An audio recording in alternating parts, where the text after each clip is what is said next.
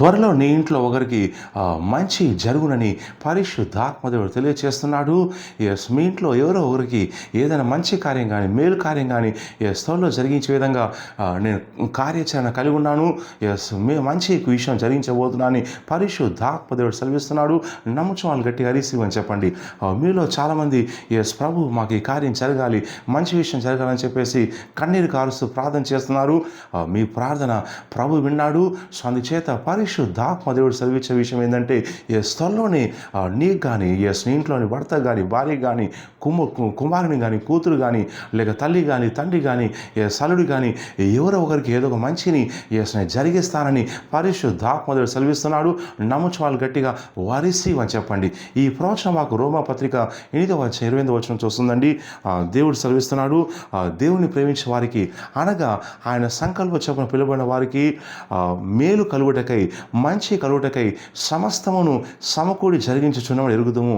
వాక్యం తెలియజేస్తుంది, దేవుని ప్రేమించే వారికి నువ్వు దేవుని ప్రేమిస్తున్నావు, వారిని నమ్ముకున్నావు, ఆయన సంకల్పం చొప్పున జీవించే వారికి నువ్వు ఆ సంకల్పం కోసం అన్వేషిస్తూ జీవించే ప్రయత్నం చేస్తుండగా పరిశుద్ధాత్మ తెలియజేస్తున్నాడు, నీ జీవితంలో సమస్తం నీకు జనాలు చేసే నష్టాలు ఉన్నాయి, మోసాలు ఉన్నాయి, కష్టాలు ఉన్నాయి, వాళ్ళని డబ్బు లాగేసుకున్నారు, చేదబడి చేసే ప్రయత్నం చేశారు, నీ కుటుంబంలో చిచ్చుపెట్టే ప్రయత్నం చేశారు, భార్య భర్తల్ని విడిపించే సపరేట్ చేసే ప్రయత్నం చేశారు, ఎన్నో నష్టాలు ఎన్నో అఘోరాలు చేసి ఉండగా పరిశుద్ధాత్మ తెలియజేస్తున్నాడు, వాళ్ళు ఏ నష్టాలు చేసినా ఏ మోసాలు చేసినా కానీ అవన్నీ కూడా నేను వాడుకొని నీకు మంచిది జరిగించే ప్రయత్నం చేస్తానని పరిశుద్ధాత్మ తెలియజేస్తున్నాడు. నమ్ముచు వాళ్ళు గట్టిగా వారీసి అని చెప్పండి. నీ జీవితం దేవుని యొక్క కర్మకారంలో ఉందండి. నీ వ్యతిరేకంగా జనాలు, నీ బంధువులు, నీ చుట్టాలు ఏమైతే నిందలు అభాండాలు అన్యాయంగా మోసాలు చేస్తూ నువ్వు అలా చేస్తావు ఇలా చేస్తావని నీ గురించి చెడుగా చెప్తూ నీ కుటుంబాల్లో చిచ్చుపెట్టే ప్రయత్నం నష్టాలు మోసాలు ఏమైతే చేతబడి శక్తులు ఏమైతే చేస్తున్నారో పరిశుద్ధాత్మ దేవుడు వాటన్నిటిని కూడా తన కర్మకాలంలో వాడుకుంటాడు.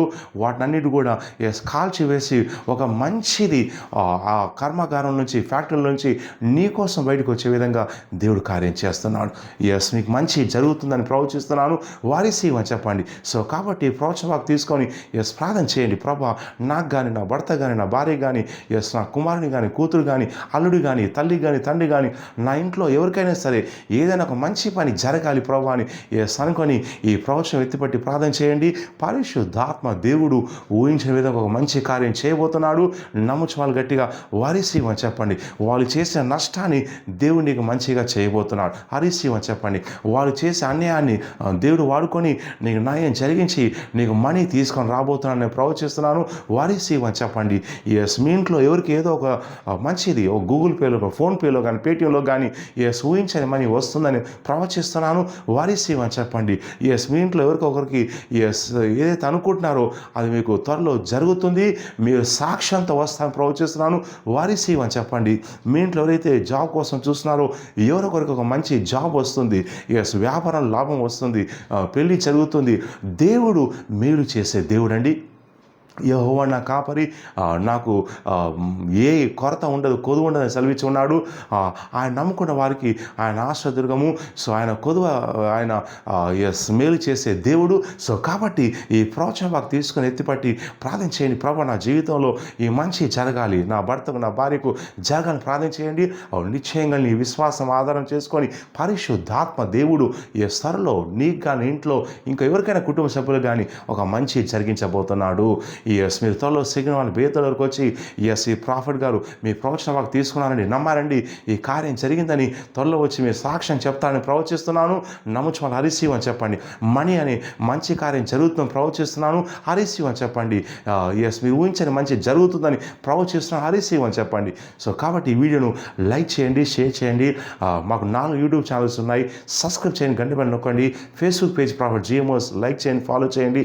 ఇన్స్టాగ్రామ్లో కూడా ప్రాఫిట్ జిఎంఓస్ ఉంటుంది. సో ఫాలో చేయండి. అలాగే ప్రతి ఆదివారం సికింద్రాబాద్లో ఆదివారం ఉదయం 9 గంటలకు అభిషేకారాధన, సాయంకాలం 5 గంటలకు అభిషేకారాధన ఉంటుంది. మీరు పాల్గొనవచ్చు. అలాగే ప్రతి శనివారం నాడు నేను లోతైన ప్రవచనం కోసం డెలివరెన్స్ కోసం స్పెషల్ పర్సమెంట్ ఇస్తున్నాను. శుక్రవారం నాడు ఫోన్ అపాయింట్మెంట్ జూమ్ అపాయింట్మెంట్ ఇస్తున్నాను. ఈ వివరాల కోసం కింద ఉన్నటువంటి ఆఫీస్ నెంబర్ కాల్ చేసి వివరాలు తీసుకోండి. ఈ ప్రవచనం బాగా తీసుకొని ప్రార్థన చేయండి. ప్రభు, త్వరలో నాకు నా కుటుంబంలో ఎవరికైనా మంచి జరగాలని నేను ప్రవచిస్తున్నాను. త్వరలో ఒక మంచి జరుగుతుంది. చెడును కూడా మంచిగా దేవుడు చేయబోతున్నాడు. మీరు సాక్షాంత రాబోతున్నారు. నమ్ముచు వాళ్ళు గట్టిగా వారీసి అని చెప్పండి. God bless you.